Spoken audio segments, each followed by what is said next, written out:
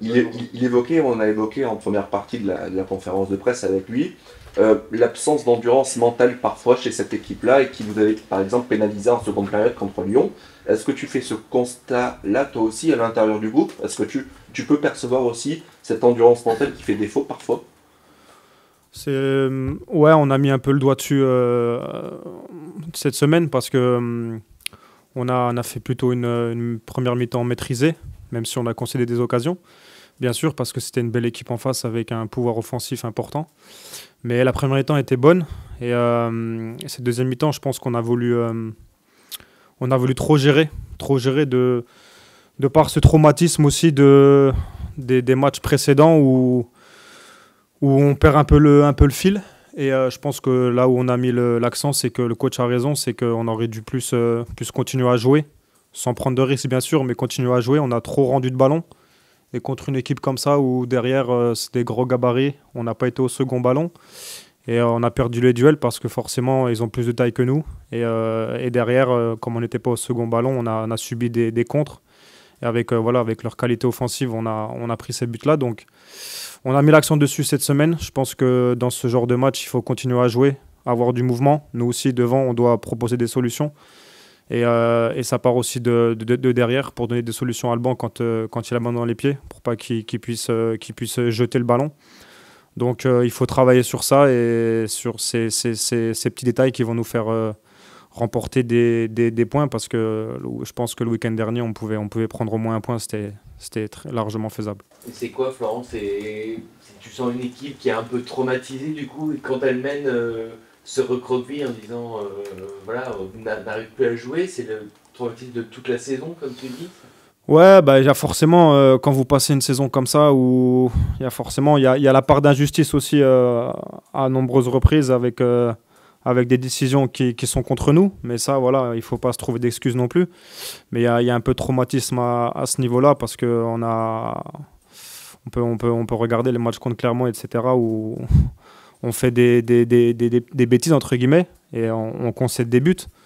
Donc voilà, il faut trouver ce juste milieu entre continuer à jouer, mais si on peut pas marquer ce but qui va nous faire prendre l'avantage, mais au moins garder ce score, prendre ce point, et c'est ce qu'on aurait dû faire sur le match de Lyon.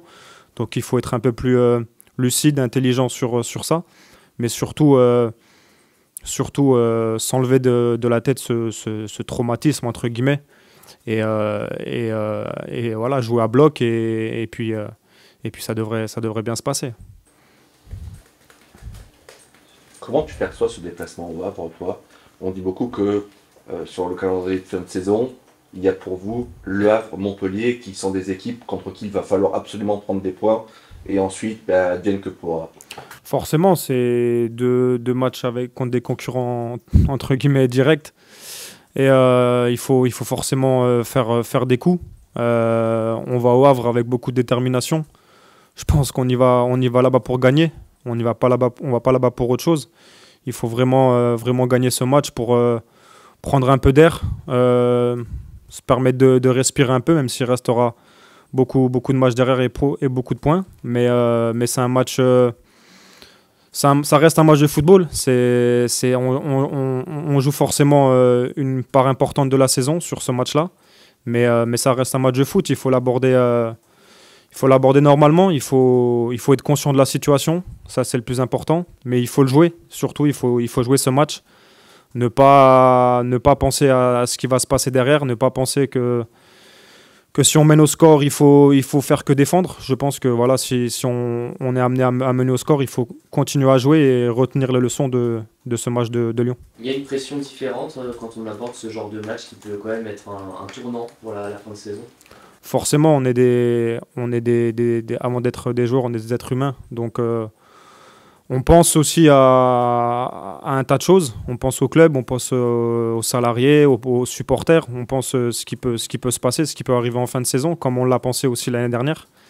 Donc forcément, on est conscient de la situation. Mais en tant que joueur de foot, je pense que il faut qu'on... Je pense, personnellement, je pense qu'il faut qu'on reste sur ce qu'on a fait sur les deux derniers matchs en termes d'envie, de détermination. Ce qu'on a montré à Nice, c'est notre base. ce qu'on a montré sur la première mi-temps à Lyon aussi.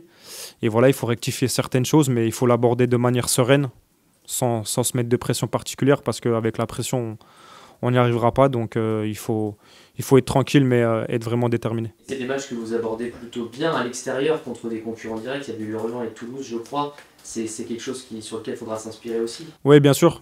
Ces deux matchs-là nous donnent de la force aussi pour comprendre que c'est possible. Voilà, Le Havre est une bonne équipe aussi. Ils ont des arguments, forcément.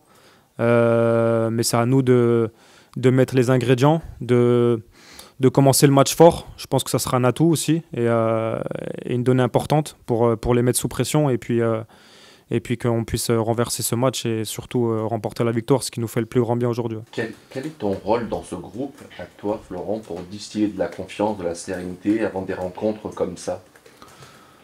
J'ai un rôle où j'ai souvent vécu ce genre de situation. Je l'ai déjà vécu en tout cas. Je sais qu'il faut rester tranquille. Je sais une chose, c'est qu'on ne joue pas comme une équipe de barragistes et qu'une équipe qui va descendre. Et ça, c'est un point très important. Je pense qu'on met beaucoup, beaucoup sur le terrain. On l'a vu notamment notre match contre Nice et la première mi-temps contre Lyon. Donc ça, c'est un point positif et c'est un point fort. Il faut le garder. Et mon rôle, c'est d'être tranquille par rapport à ça, de rassurer les mecs, même s'il y a d'autres joueurs aussi expérimentés qui peuvent le faire et qui le font très bien. Mais surtout, voilà, quand c'est quelqu'un qui est plus jeune et tout, lui donner de la confiance. Comme sur la rentrée de Nathan, lui donner beaucoup de confiance. On sait qu'il a beaucoup de qualité et on sait qu'il fait des très bonnes choses. Donc c'est ça un peu mon rôle aujourd'hui. Et surtout, voilà, être dans le collectif et aider l'équipe, parce qu'aujourd'hui, on ne peut pas penser à sa personne, on doit penser collectif. C'est quelque part calmer les choses quand la machine commence à s'emballer, qu'on voit même extérieurement que les choses s'emballent peut-être pas positivement, c'est dire, attendez les gars, on fait pas tout de mauvais, il n'y a pas tout à jeter non plus. Ouais, c'est ce que je disais. Je pense que j'ai vécu beaucoup de situations où dans les clubs, j'ai joué un peu le maintien, à Metz, etc. Donc je sais qu'aujourd'hui, on a une équipe avec beaucoup de qualité, où on fait pas des matchs de barragistes et d'une équipe qui va descendre. On est au-delà de ça. On propose de la qualité. On l'a vu à Nice, contre une bonne équipe de Nice. La première mi-temps aussi contre Lyon, mais d'autres matchs aussi. Donc mon rôle, c'est ça. Et puis c'est aussi de dire que le foot, il faut être concentré toute la semaine. Les petits détails sont importants. Ce qu'on va faire au-delà de l'entraînement, au-delà de la jaunière, c'est important aussi, parce qu'on est dans une situation où il faut prendre conscience des choses. Il nous reste 6 matchs et je pense qu'aujourd'hui, il faut avoir le plus grand sérieux pour aborder ces 6 matchs et maintenir ce club, parce que l'FC Nantes, c'est Ligue 1 et c'est pas autre chose. Justement, de quoi vous manquez aujourd'hui si tu estimes que l'équipe a un niveau qui ne devrait pas être à cette place-là au classement? Je pense qu'on a donné beaucoup de points. Je pense qu'aujourd'hui, on a fait des fois preuve de naïveté. Des fois, des petits détails.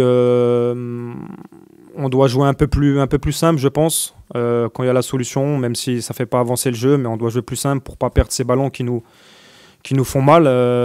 J'ai plein d'exemples sous les yeux. À Lyon, là-bas, à l'extérieur, on perd un ballon à 70-80 mètres de notre but. Contre Clermont, on prend une transition pareil, on est dans le terrain adverse. Donc il y a pas mal d'exemples qui nous font penser qu'aujourd'hui, c'est pas du talent. Aujourd'hui, c'est un peu plus de réflexion sur le terrain, un peu plus de calme.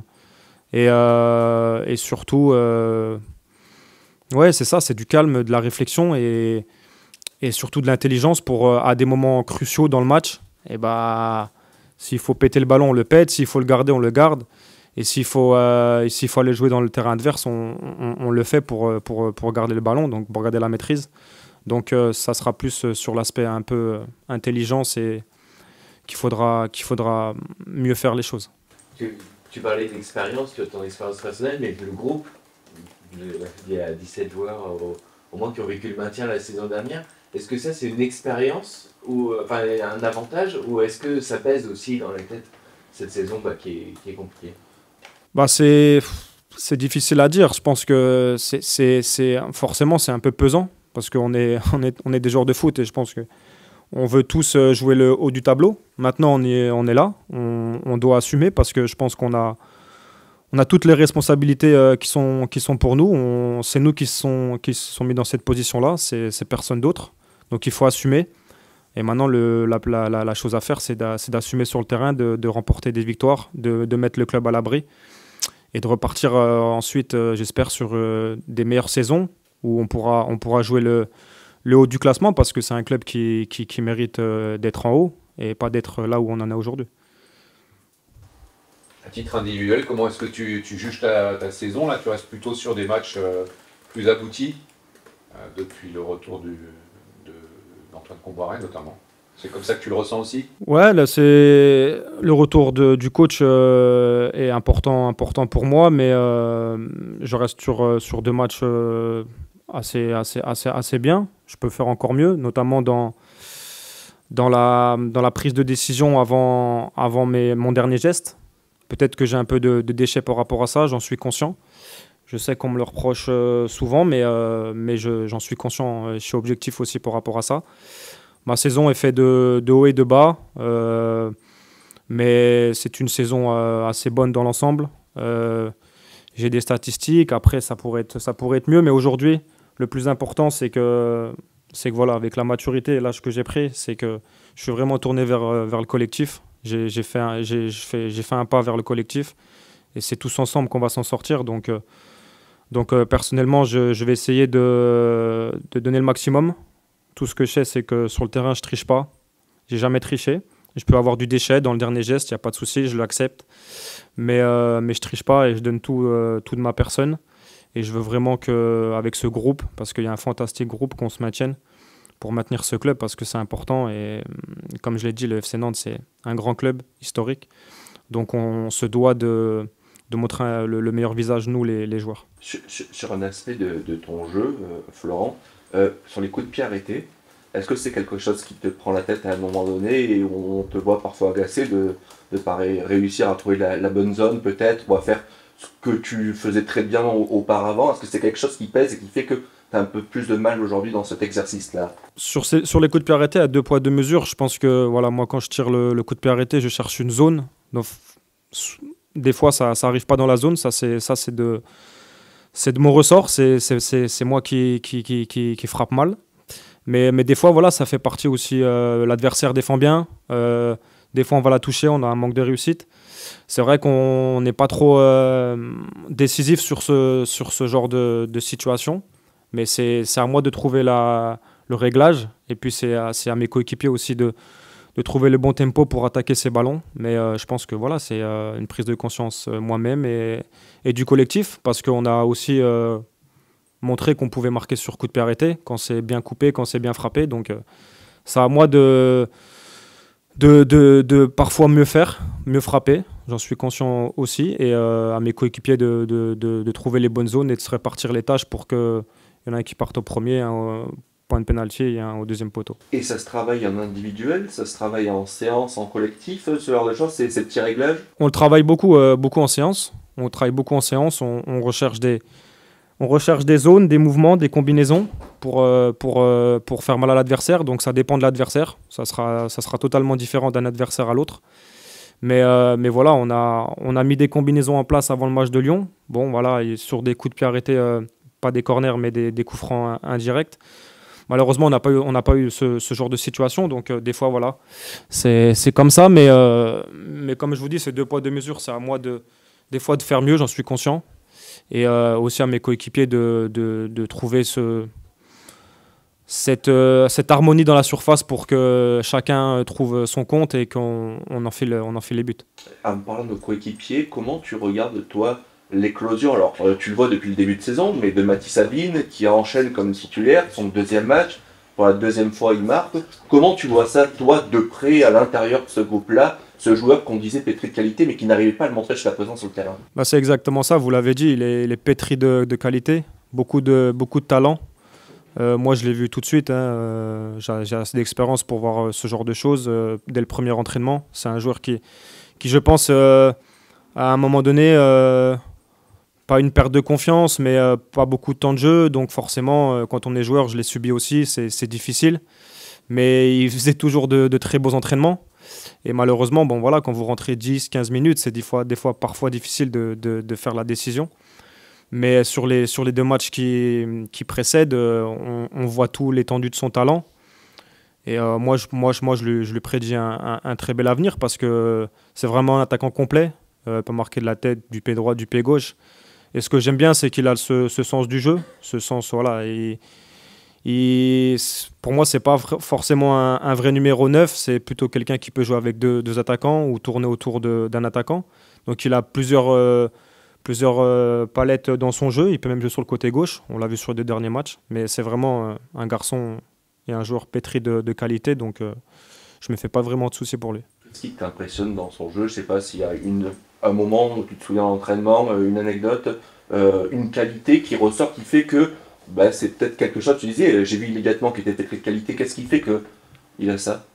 Moi, ce qui ressort de Mathys, c'est sa faculté à prendre dos au jeu et à pouvoir se retourner. Parce que ça, pour moi, c'est le plus dur dans le football quand vous jouez dos au jeu. Face au jeu, c'est un peu plus facile. Vous avez tout le jeu devant vous. Mais dos au jeu, s'enrouler, faire des contrôles orientés, etc. Pour moi, ça, c'est une grande qualité qu'il a. Et la deuxième grande qualité qu'il a, c'est que c'est un buteur. C'est que c'est quelqu'un qui est très adroit devant le but. Donc forcément, quand vous avez ces 2 qualités-là, c'est très important. Et c'est vraiment ça qui me fait croire qu'il aura un bel avenir. Il faut qu'il continue comme ça. Il faut qu'il ait confiance en ses qualités parce qu'il a des très très grosses qualités. Et il faut qu'il les mette aussi au service du collectif, mais il le fait très bien. Donc comme je vous ai dit, c'est pas un joueur sur lequel je me fais beaucoup de soucis. Merci beaucoup. Merci.